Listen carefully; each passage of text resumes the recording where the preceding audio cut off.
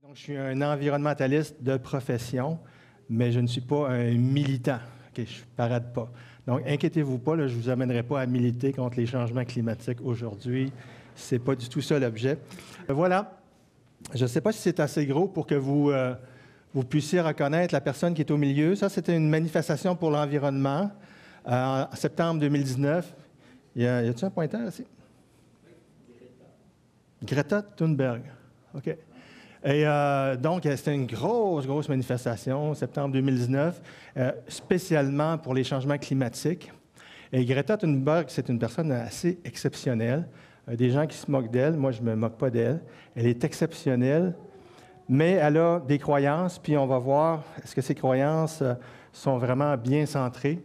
Mais elle incarne l'anxiété d'une génération.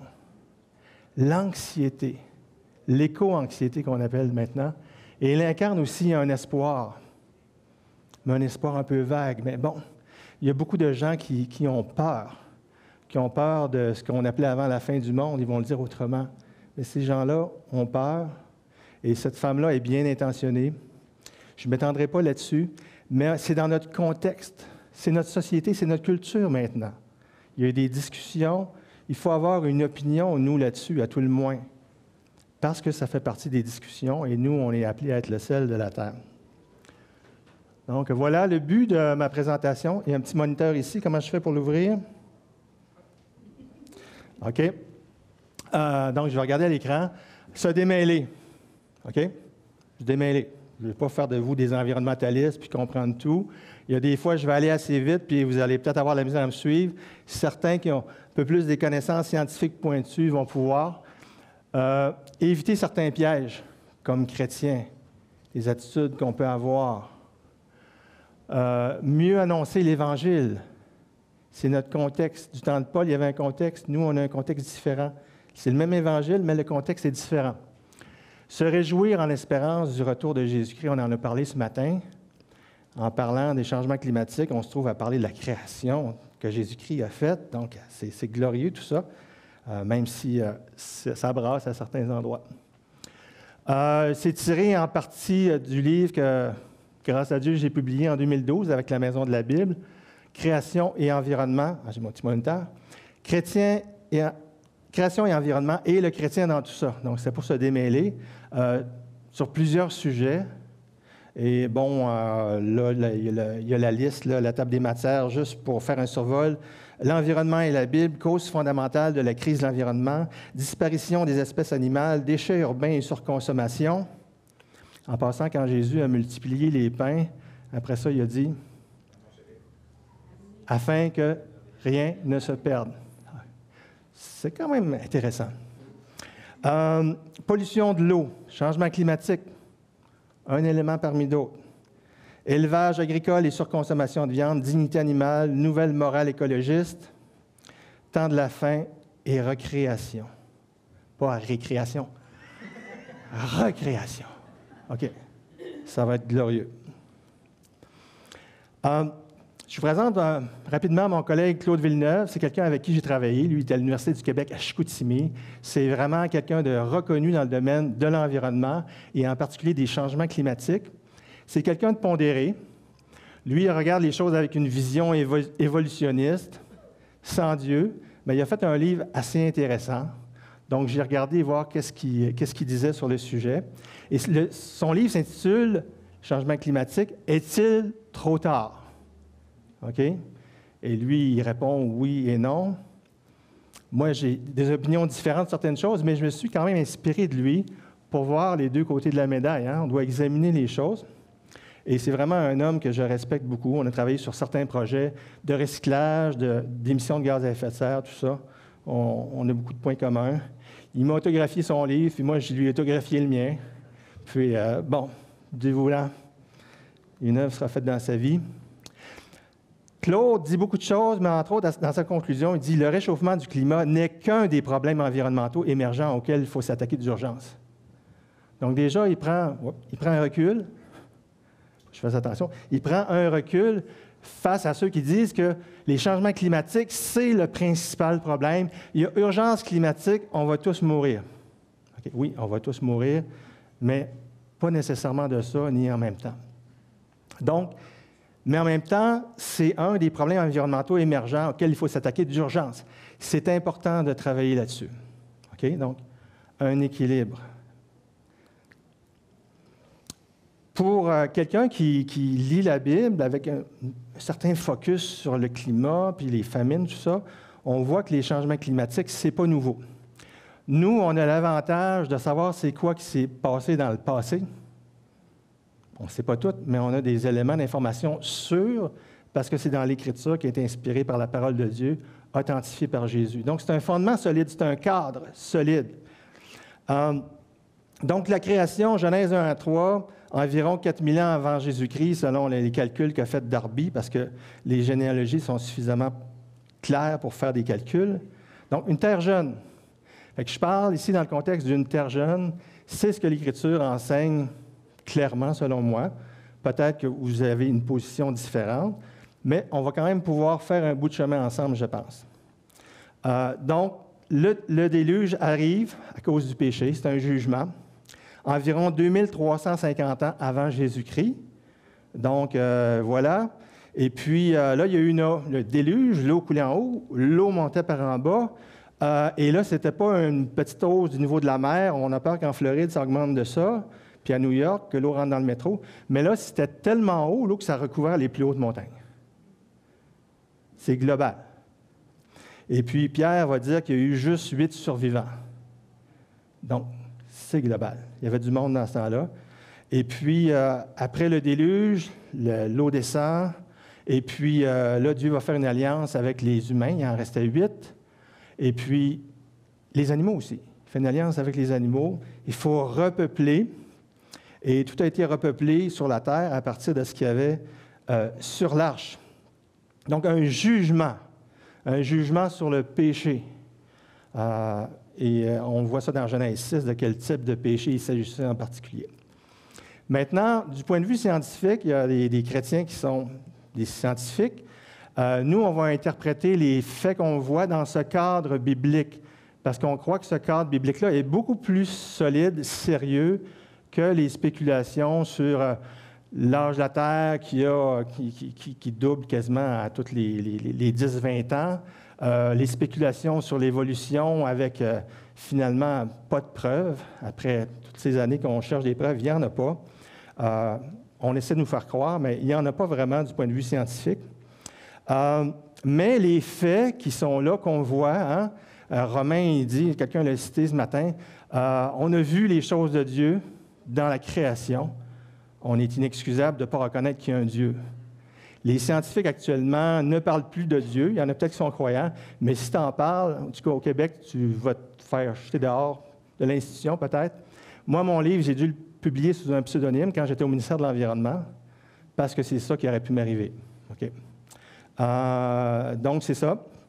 Le livre, en passant, je pense qu'il est encore à la bibliothèque ici. J'en ai quelques exemplaires. Donc, le modèle créationniste, le frame, si vous voulez, biblique, et on réintroduit les éléments, les faits qui sont certains. Il y a eu des dinosaures, on le voit dans les fossiles, et il y avait beaucoup de dinosaures. Il y en avait des gigantesques, et il faisait très chaud. Il y avait beaucoup de végétation, énormément de végétation parce qu'il faisait très chaud, parce qu'il y avait beaucoup de CO2 dans l'air. OK? Et puis, pour toutes sortes d'autres raisons, c'était plus proche de l'état de création où tout était bien fait, où tout était bon. Et puis, arrive le déluge global. Là, c'est un bouleversement. Imaginez l'eau partout, et ça roule partout. Et là, il y a des sédiments, ça brasse. Vous voyez, au printemps, les rivières viennent brunes là, parce qu'il y a des sédiments. Là, c'est partout. Des tonnes et des tonnes de sédiments qui, finalement, vont s'effondrer sous le poids assez rapidement. Et là, ça va attraper les dinosaures. C'est pour ça qu'on voit des fossiles bien préservés. C'est subi. Le déluge, la fossilisation, c'est subi. Si ça prenait du temps, bien, les bébêtes les auraient mangées. OK? C'est subi à cause des tonnes de sédiments. Il y a des strates, ça se dépose là-dessus. Même chose pour les arbres qui ont flotté, qui se ramassent écrasés par les sédiments. Plein de végétation, de la pression. Ça fait quoi? Du pétrole. On est capable de faire ça en laboratoire, en industrie. On est en train de développer une nouvelle usine de biocharbon au Lac-Saint-Jean. Ça se fait en quelques heures. du pétrole, du charbon, du gaz naturel. OK? Donc, les mêmes choses, on les explique dans le modèle créationniste et ça fit très bien avec le déluge. Après le déluge, on commence à repeupler, mais là, la température de l'air va refroidir à cause du cycle de carbone qui a été interrompu parce que là, la végétation est toute stockée dans le sol, il manque de carbone, les plantes vont en prendre, la quantité de CO2 diminue, refroidissement causé par la réduction de CO2, par d'autres choses aussi, il y a du volcanisme, la poussière, ça couvre la lumière du soleil, dérive des continents aussi. Dérive des continents, vous voyez, quand vous voyez une planète, là, la boule, vous voyez que tout ça pouvait se tenir avant, et nous, on croit ça, mais ça s'est fait vite.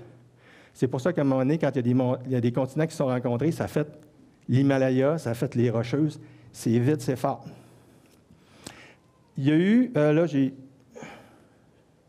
OK, donc il y a un refroidissement. Ce refroidissement-là a causé l'ère glaciaire. Puis on ne sait pas trop exactement comment ça s'est passé. Il y a eu différents épisodes. Mais à un moment donné, il y a des mammouths qui ont été, pas congelés, surgelés. Surgelés, là, c'est quand McCain, là, quand il met ses frites dans le congélateur, c'est extrêmement froid. Les mammouths ont été tellement bien conservés, ont été surgelés, c'est instantané. Donc, il y a eu des cataclysmes comme ça. Et avec les glaciers qui se sont formés, par la suite, il y a eu un réchauffement. Et on va voir un peu pourquoi, selon ce qu'on comprend. Mais quand la neige fond, les glaciers fondent, à un moment donné, il y a des catastrophes. Donc, les strates qu'il y avait eu dans ce qui était pour devenir le Grand Canyon, il y avait des strates, mais tout était plat. Mais là, possiblement que les grandes fontes de neige ont amené des débâcles, et là, ça a créé le Grand Canyon. Donc, c'est très vite ce que je vous dis, mais les faits, les vrais faits, on peut bien les introduire dans le cadre biblique. Et voilà, il y a un réchauffement qui se fait, mais ce n'est pas équilibré. On n'est plus dans l'équilibre. Les gens ne vivent plus le même nombre d'années. C'est plus comme avant. OK? Les gens vivaient 900 ans. Là. Nous autres, on vit combien d'années? Là? Pas longtemps.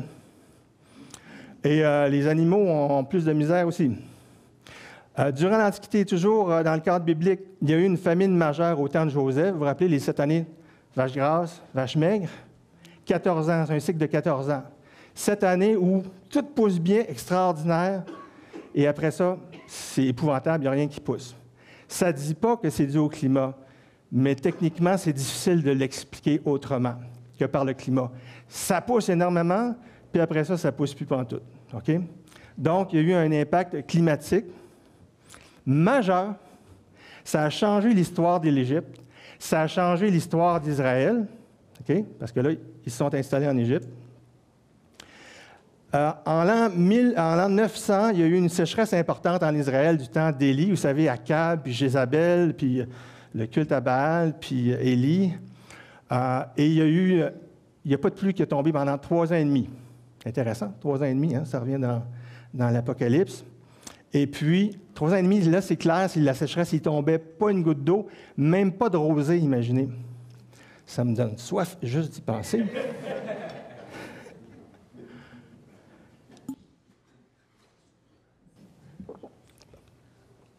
Donc, j'avance. Au temps de Paul, là, on est à peu près à l'an 40-50. Acte 11 nous dit « En ces temps-là, des prophètes descendirent de Jérusalem, qui était au sud, vers Antioche, en Syrie. L'un d'eux, nommé Agabus, se leva et annonça par l'Esprit qu'il y aurait une grande famine sur toute la terre. » Toute la terre, je ne sais pas ce que Luc voulait dire, là, mais c'était gros, là, probablement l'Empire romain méditerranéen. Elle arriva en effet sous Claude, l'empereur Claude, hein? Avant Néron, je pense. Donc, c'est pour ça qu'on peut situer à ce moment-là. Il y a eu une famine sur toute la terre d'une grande envergure. Ça ne peut pas être juste les sauterelles ou une maladie qui affecte une culture, là. C'est global. Très probablement des problèmes climatiques. Ça faisait ça comme ça. Mais Dieu, dans sa bonté, a averti ses enfants pour se préparer. De Jésus à nos jours, là, la Bible arrête avec l'Apocalypse, ça fait qu'on va regarder un peu plus des données humaines. Fait que vous voyez ici, de 0 à l'an 2000 et un peu plus, Et à gauche, là, l'échelle, c'est des changements de température. Regardez pas la température, c'est les changements de température, la variation. Et vous voyez qu'il y a les lignes tout croche, ça monte, ça descend, selon qu'on estime d'une manière ou d'une autre. On regarde les vieux arbres, on creuse dedans, on regarde le nombre de cercles et qui donnent une année, puis ils sont-tu gros, ils sont pas gros. Ça nous donne une idée, est-ce que ça poussait bien à ce moment-là? Mais il y a d'autres méthodes. Mais c'est des méthodes qui ne vont pas toujours dans le même sens. Mais il y a quand même une certaine tendance de Jésus-Christ, de l'an 0 jusqu'à l'an à peu près 1100. Il y a une tendance à un réchauffement. Et ça a été documenté historiquement en Angleterre. C'était vraiment des belles années, tellement belles qu'il y avait de la vigne là-bas. Ils ne prenaient pas du thé encore. Ils pouvaient faire de la vigne, du vin, et c'était les belles années au niveau climatique. Donc, 1100 à 1600, refroidissement, on descend jusqu'à peu près 1600. Là, ça, c'est quand Samuel de Champlain est arrivé, puis les livres d'histoire nous disent qu'il faisait vraiment fret dans ce temps-là. Ils ont eu de la misère à survivre, le scorbut et tout. Et il n'y avait plus de vignes en Angleterre. L'histoire nous montre que c'est entre autres pour ça qu'ils sont venus attaquer la France, pour avoir des vignes, avoir du vin. Ils étaient habitués de boire du vin, mais là, le climat ne leur permettait plus. Donc, les données historiques qui sont fiables correspondent à ces graphiques-là.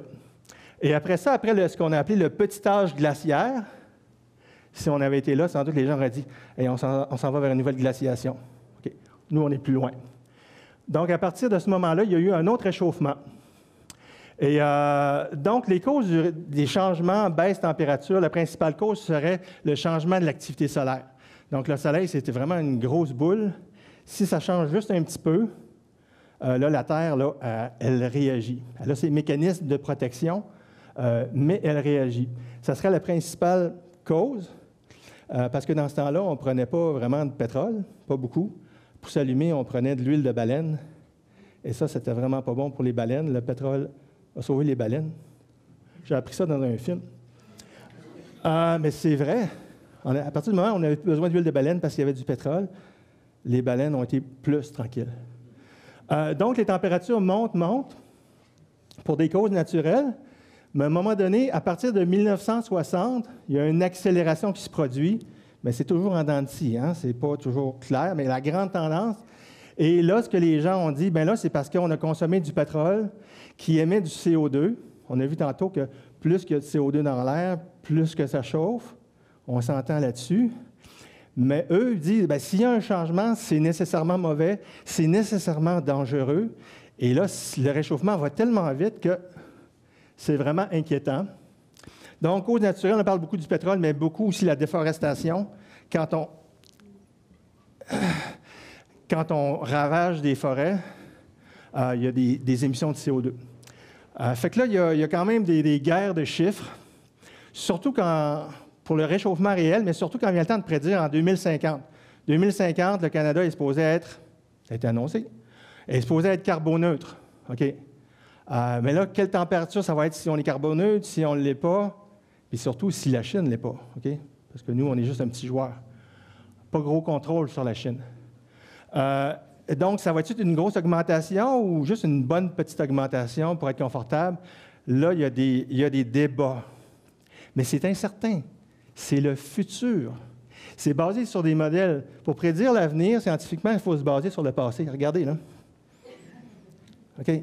Puis en disant ça, c'est drôle, mais je ne veux pas dénigrer ça. Mais il faut toujours se rappeler, là, c'est en informatique, on dit garbage in, garbage out. Donc, si nos données ne sont pas solides, puis que nos modèles, nos algorithmes, qu'on dit maintenant, ne calculent pas de la bonne façon les données qui sont douteuses, bien, on va arriver à des résultats douteux. Okay?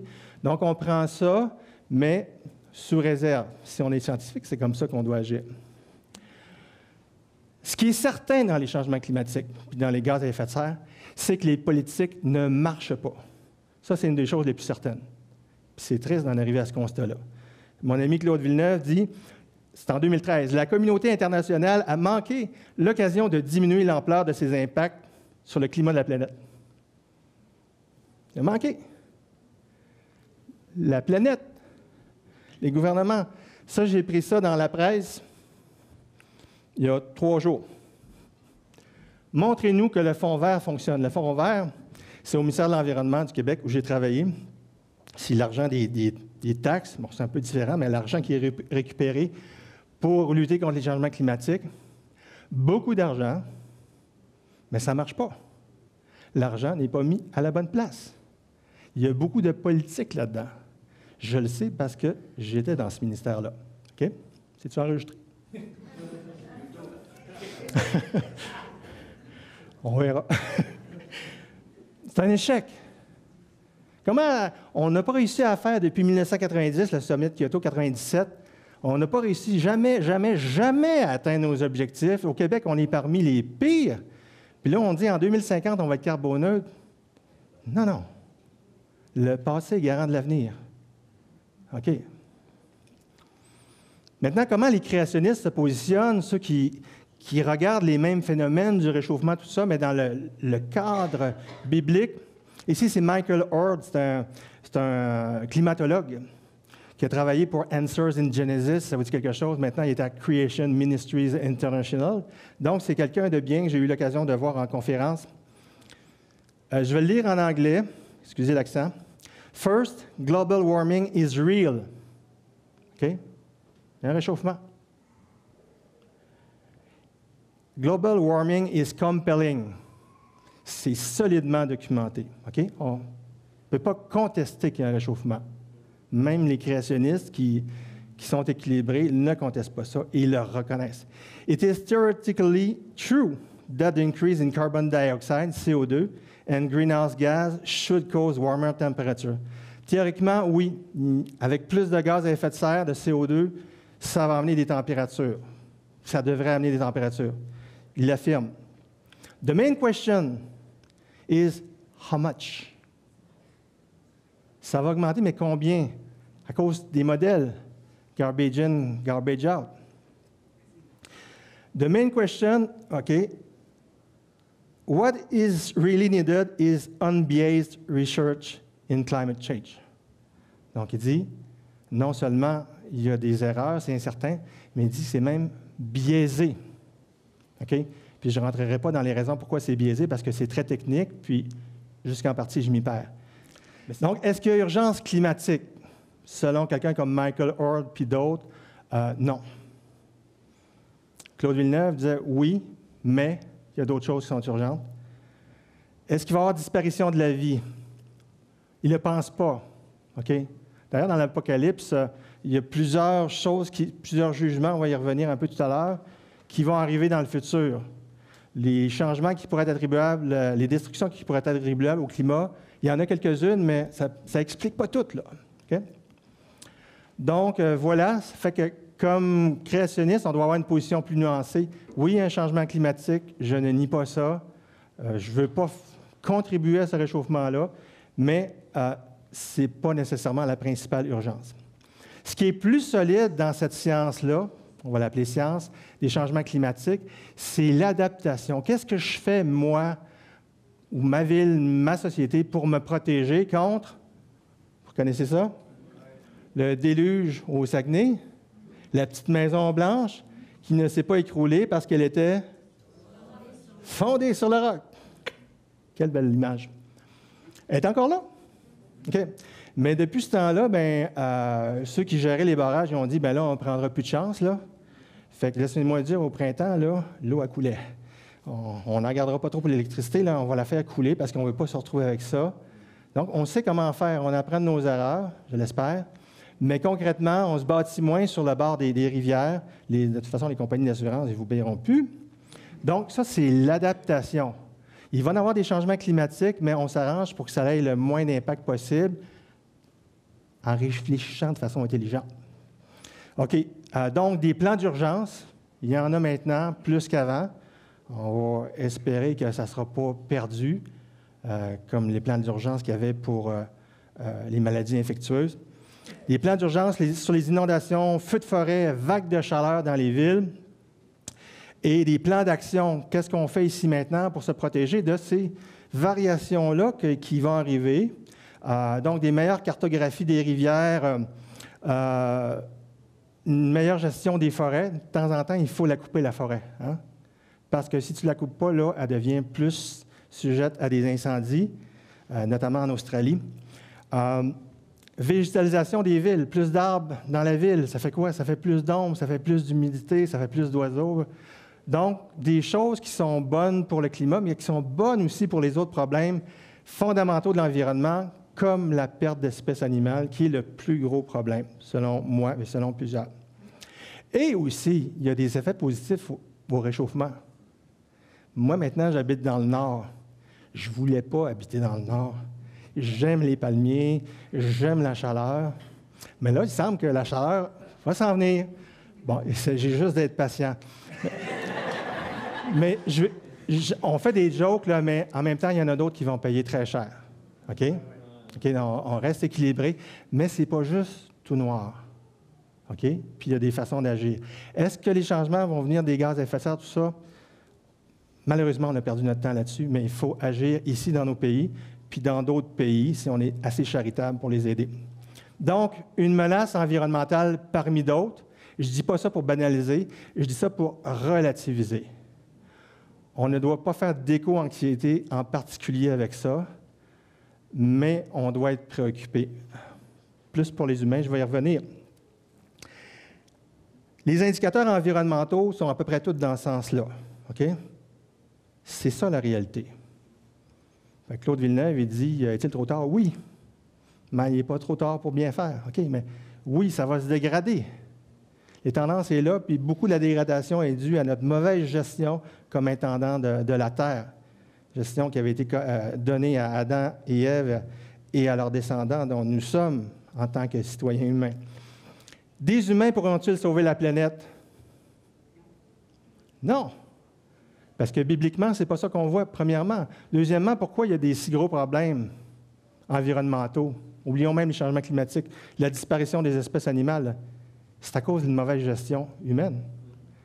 C'est pas mal de tuer une baleine. Mais quand il en reste juste 2, là, tu perds une espèce, si tu en manges une. OK?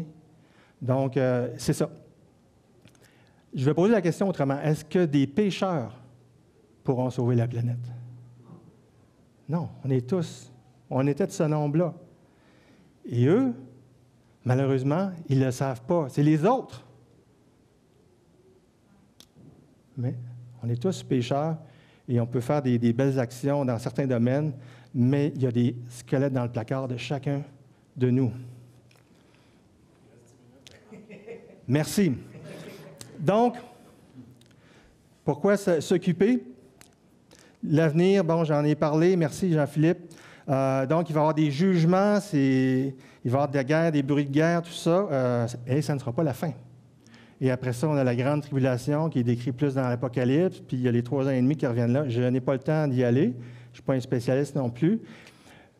Mais il va y avoir un retour de Jésus-Christ à la fin des jugements. Il va y avoir un règne de 1000 ans. Bruno en a parlé ce matin. Et moi, j'y crois, puis je ne pense pas que Jésus va avoir un règne les pieds dans le plastique. OK? Parce que c'est là-dessus qu'on s'enligne. Là. Les pieds dans le plastique, ça ne se dégrade pas. Il va y avoir un clean-up. Les gens vont revivre jusqu'à pas loin de 1000 ans. Pas nous autres, là. Vous, les chrétiens. Moi, les chrétiens, là, on va être transformés, on va être ressuscités. Mais éventuellement, il va y avoir la destruction de la terre et des cieux par le feu. Donc, il y a eu un déluge, destruction par l'eau. Là, c'est par le feu. Ça s'en vient. Nous, on le sait, c'est quoi qui s'en vient. On ne sait pas quand. On ne sait pas quand. On ne sait pas quand. OK? Voilà. Donc, il y a des choses merveilleuses qui s'en viennent après la création de la nouvelle terre et des nouveaux cieux. Là. Donc, c'est là mes effets spéciaux. Mais comme je ne suis pas bon avec les widgets, là, c'est une photo qui ne bouge pas, mais ça va être extraordinaire. Même ça va être super dans le millénium. Même ça va être super quand on va rejoindre Jésus-Christ dans les airs avec notre corps ressuscité. On va péter le feu. On va péter le feu sans péché. Plus de deuil, plus de larmes. Et quelle belle espérance qu'on a quand on n'oublie pas. OK? Il faut garder nos yeux là-dessus, le retour de Jésus-Christ, toutes les promesses. OK, c'est cool, là, c'est positif, là, la tête dans les nuages. Là. À ce moment-là, bien, pourquoi est-ce que je vais me préoccuper de l'environnement? OK? Mais c'est parce que je suis sur la terre actuellement. Je suis un citoyen de la terre. Et Jésus s'attend à des choses de moi. Dans le livre, je donne quelques raisons. Parce qu'il y a des chrétiens qui, disons-le, s'en foutent carrément de l'environnement, ou il y en a qui pensent qu'ils s'en foutent, mais dans les faits, ils ne sont pas pires. Mais ils ne veulent pas s'associer aux environnementalistes. Très rapidement, l'amour en temps de crise. Vous vous rappelez la famine qui a eu lieu sur toute la terre, annoncée par l'Esprit, pour que les chrétiens d'Antioche viennent aider les plus pauvres. Ils n'étaient pas en Judée. Il n'y a pas beaucoup d'eau en Judée. Je ne suis jamais allé, mais il n'y a pas beaucoup d'eau. Hein? Ça fait que quand il y a une famine, il y a une sécheresse. Donc, les gens d'Antioche résolurent d'envoyer, chacun selon ses moyens, ça c'est moi qui ai ajouté le signe de pièce, un secours aux frères qui habitaient la Judée. Okay? Est-ce que quand l'Esprit nous interpelle, est-ce que je suis prêt à ouvrir mon portefeuille ou bien, ma carte de crédit est remplie, je n'ai plus de moyens, Seigneur. Okay?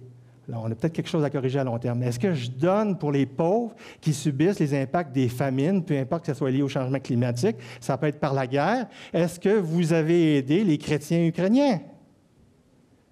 Ouais, répondez-moi pas. Est-ce que vous avez aidé financièrement comme les gens d'Antioche, qui étaient plus pauvres que nous autres? Il n'y avait pas des autos, des grosses maisons, le frigidaire plein. Ce n'était pas comme ça. Mais ils ont donné chacun. Chacun a donné. Donc, dans tous les problèmes qu'il y a, les guerres, les buts de guerre, les changements climatiques, les bouleversements, est-ce que je suis prêt à aider ceux qui vivent ça difficilement? L'évangélisation. OK. Comment je vais aborder les gens qui sont à cette manifestation-là? Bien, voyons, vous vous trompez, vous êtes bien naïfs, tout ça. Pensez-vous qu'on va rejoindre leur cœur? Hein? Anciennement, l'Église catholique, écoute, c'est un système super compliqué, puis c'est une chose, puis c'est le contraire en même temps. Mais ce n'est pas en se moquant d'eux qu'on touche leur cœur. Donc, il faut comprendre ce que nos générations vivent pour les écouter, rentrer dans leur éco-anxiété et leur annoncer sagement l'Évangile. Il ne faut pas qu'on ait l'air des chrétiens sans cœur. On a souvent l'air des chrétiens sans cœur par rapport à l'environnement. Puis des fois, cette image-là est amplifiée par ceux qui veulent l'amplifier. Paul, lui, va dire « J'ai été faible avec les faibles afin de gagner les faibles. » OK, vous considérez les environnementalistes comme des faibles? Good. Allez-vous être faible avec les faibles? On n'est pas tous des évangélistes, là, mais on doit témoigner, on doit être prêt à répondre. J'ai été faible avec les faibles pour gagner les faibles, pour les gagner. Je me suis fait tout à tous afin d'en sauver de toute manière quelques-uns.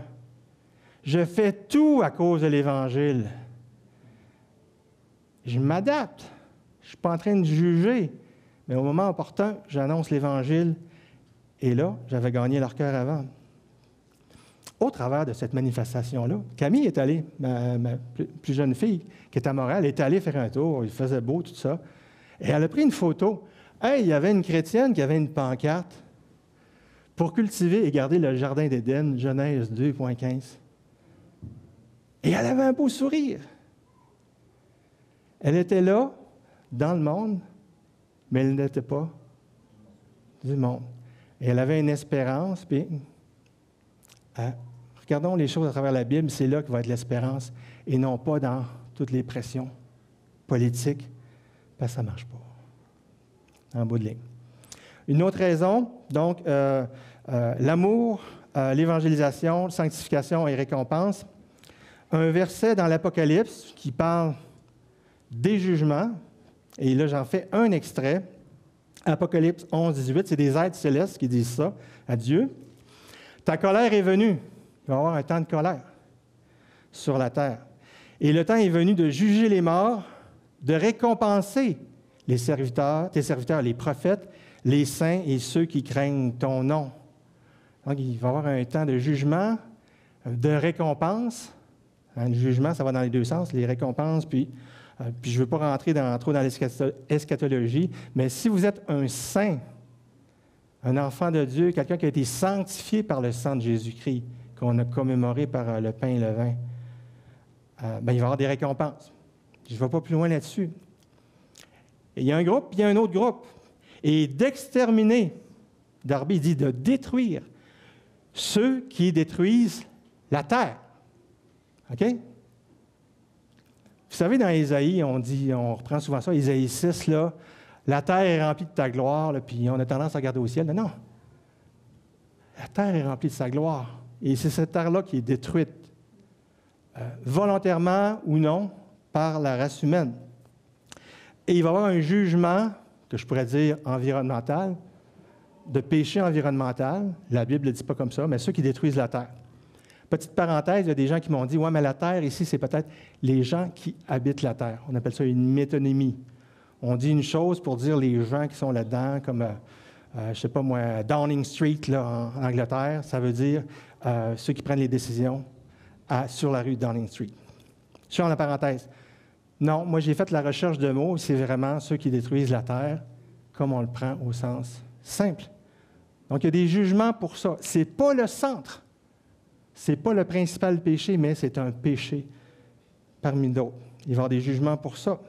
Donc, nous, en marge de sainteté, est-ce que, dans notre vie tous les jours, est-ce que je suis vraiment quelqu'un qui va dire, bien, regarde, toi, tu es vraiment quelqu'un de surconsommateur, puis etc. Je pense en tout cas, je vous laisse réfléchir là-dessus, ce qu'on fait avec l'argent. Il y a un beau projet qui est sur la table, accueillir des réfugiés. Est-ce que je suis prêt à sacrifier un petit peu pour aider des frères et des sœurs ou des pauvres? J'arrive vers la fin, il me reste 1 minute. Donc, on est un peu dans le récapitulatif. Il y a des pièges à éviter. Ces pièges-là, c'est des extrêmes de position qu'on pourrait avoir. Moi, je pense ça, toi, tu penses ça, puis on pourrait chicaner entre nous autres ou on pourrait chicaner avec les autres. OK, il y a des pièges à éviter. Faisons attention. On est des ambassadeurs de Jésus-Christ. On doit se comporter comme des ambassadeurs. Il y a le piège à gauche, que j'ai mis en rouge, et il y a le piège à droite, que j'ai mis en bleu. OK? C'est simpliste. Puis je vais faire des exagérations. Mais peut-être vous allez vous reconnaître d'un côté ou de l'autre. OK? Je vous demande de surtout vous regarder, plutôt que de penser aux autres. Là. Dans le monde, surtout, les changements climatiques, c'est tout. Mais non, les changements climatiques, c'est rien. C'est juste de la magouille. Anxiété. Ouais, mais la planète va être détruite. Ben non, il n'y a pas de problème. Donc, insensibilité. Activisme. Et il faut faire quelque chose. Il faut faire des manifestations, il faut faire des grèves de la faim. Il faut faire quelque chose, parce que c'est trop grave. Ben non, il n'y en a pas de problème. On continue. Je continue mon mode de vie. Dogmatisme. Les changements climatiques, c'est vrai, tous les scientifiques y croient. En tout cas, ils croient qu'il y a un réchauffement, mais pas que c'est nécessairement la catastrophe ou la principale catastrophe. Donc, il y a du dogmatisme là-dedans, qui est récupéré par des groupes qui ont leur idéologie. Ils pensent bien faire. Après ça, il y a le conspirationnisme. Ouais, les autres sont associés avec les francs-maçons, puis les Illuminati, puis après ça, OK. Ouais, tu as pris où ces informations-là? Sur Internet. OK, super fiable. Faisons attention. Le diable est capable de faire des mensonges à gauche et à droite. Il est capable. Prenez garde de ne pas être séduit. Hein? On n'est pas si intelligent que ça. Mais on peut être prudent. On peut être humble. Ça va nous protéger. Mépris. Ah, les chrétiens, là, regardez, là, la droite américaine, là, puis... Moquerie. Ouais, c'est ridicule. Regarde, toi, tu es contre les changements climatiques, mais tu milites en même temps pour le droit à l'avortement sans restriction. C'est où le problème, tu sais? C'est vrai, c'est incohérent, la position du monde. C'est oui puis c'est non en même temps. Puis ça nous fait mal, puis ils nous attaquent. Puis la réaction normale, quand on est attaqué, c'est de se moquer. Non, il faut prier pour eux autres. Si on ne commence pas par prier pour eux autres, on ne sera même pas capable de les évangéliser. En tout cas, on ne sera pas capable d'atteindre leur cœur. Donc, il y a des pièges à éviter, frères et sœurs, dans ce domaine-là en particulier, parce que les gens parlent. Et c'est une façon d'amener l'Évangile. En résumé, les changements climatiques, il y en a eu, il y en aura. Okay? La Terre n'est pas stable. Elle est plus qu'elle était, et elle va être détruite. C'est un problème important parmi d'autres. C'est une science imprécise et les politiques sont inefficaces. On a raison de dire, quand nos premiers ministres disent en 2050, de dire mais il faut faire attention parce qu'on doit honorer nos autorités. Ça ne veut pas dire qu'on croit ce qu'il nous dit. On doit les honorer. OK, l'équilibre. Ne pas se polariser, c'est une occasion d'aider financièrement, d'évangéliser, de sanctification. Et je vais terminer là-dessus. Il va y en avoir des guerres, des bouts de guerre, la tribulation, puis là, je ne parle pas des eschatologies puis la suite. On va en avoir des problèmes. Il y a des épreuves. Mais Jésus est avec nous tous les jours, jusqu'à la fin du monde. Il va y en avoir une fin du monde, Jésus l'a dit. La fin de la civilisation. Mais ce n'est pas la fin de tout. Après ça, c'est la récréation. La recréation.